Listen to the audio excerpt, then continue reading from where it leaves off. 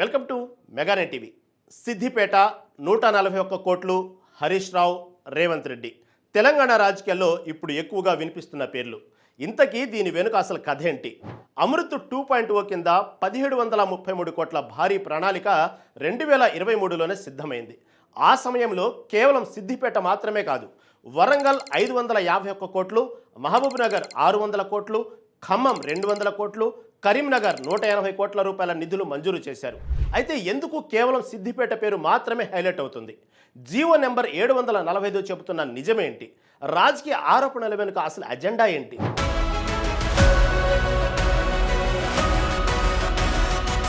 Siddipet under ground drainage పనులకు 141 కోట్ల రూపాయల మంజూరుకు పాలనా అనుమతి ఇవ్వడం, అది మాజీ మంత్రి హరీష్ రావు గారి సీఎం రేవంత్ రెడ్డితో ఉన్న సన్నిహిత సంబంధాలకు నిదర్శనమని చెప్పడం పూర్తిగా అర్ధరహితమైన ఆరోపణగా తేలిపోయింది. ఎందుకంటే అధికారిక పత్రాల్లో వేరే ఉంది. ఇంతకీ అసలు విషయం ఏమిటంటే 2023లో బీఆర్ఎస్ ప్రభుత్వ హయాంలోనే అమృత్ 2.0 పథకం కింద పలు మున్సిపాలిటీలకు సంబంధించిన తాగునీరు మరియు డ్రైనేజ్ ప్రాజెక్టుల ప్రతిపాదనలు సిద్ధం చేసి కేంద్ర ప్రభుత్వానికి పంపించడం జరిగింది. ఆ ప్రతిపాదనల మొత్తం అంచనా వ్యయం 1733 కోట్ల రూపాయలు. ఇందులో సిద్దిపేట మాత్రమే కాదు, వరంగల్, ఖమ్మం, కరీంనగర్, మహబూబ్ నగర్, భైన్సా, కాగజ్ నగర్ మున్సిపాలిటీలు కూడా ఉన్నాయి.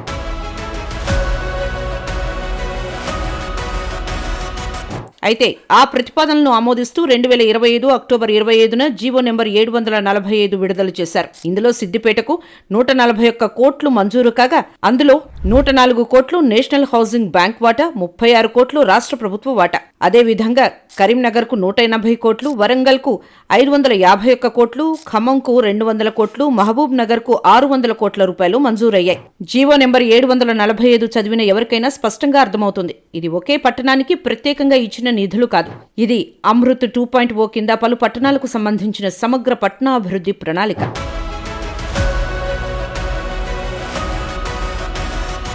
అయితే ఆ వాస్తవాన్ని దాచిపెట్టి కేవలం సిద్దిపేటకే సీఎం రేవంత్ రెడ్డి ప్రత్యేకంగా నిధులు మంజూరు చేశారని ప్రచారం చేయడం దురుద్దేశం కాదా? ప్రజలను తప్పుదారి పట్టించే ప్రయత్నం కాదా అని బీఆర్ఎస్ శ్రేణులు మండిపడుతున్నారు. మాజీ మంత్రి హరీష్ రావు సీఎం రేవంత్ రెడ్డి సన్నిహిత సంబంధాలకు నిదర్శనమనే రీతిలో చేసిన ఆరోపణలో ఆవగింజంత నిజం కూడా లేదని అంటున్నారు. సిద్దిపేటకే రేవంత్ రెడ్డి నిధులు మంజూరు చేశారనే అభూత కల్పనను ప్రచారం చేయడం రాజకీయ దురుద్దేశంలో భాగమేనని ఫైర్ అవుతున్నారు. హరీష్ రావుపై వస్తున్న ఆరోపణలో నిజం లేదని ఆధారాలు కూడా చూపిస్తున్నారు. అసత్యాలను పదే పదే చెబితే అవి నిజాలు కావని కౌంటర్లు ఇస్తున్నారు. పచ్చకామర్ల వాళ్లకు లోకమంతా పచ్చగానే కనిపిస్తుందన్న చందంగా ఉంది అవాస్తవ ఆరోపణలు చేసేవారి తీరు అని మండిపడుతున్నారు. ఇది కేవలం బీఆర్ఎస్ లో చీలికలు తెచ్చేందుకు చేస్తున్న కుట్ర అని బీఆర్ఎస్ శ్రేణులు అంటున్నాయి. ఇలాంటి కుట్రలు ఎన్ని చేసినా హరీష్ రావు, కేటీఆర్లను విడదీయలేరని గట్టిగా చెబుతున్నారు. మరి ఇప్పటికైనా ఇలాంటి ఫేక్ వార్తలను ప్రచారం చేయడం మానేసి వాళ్ల పని వాళ్లు చూసుకుంటారో లేదో చూడాలి.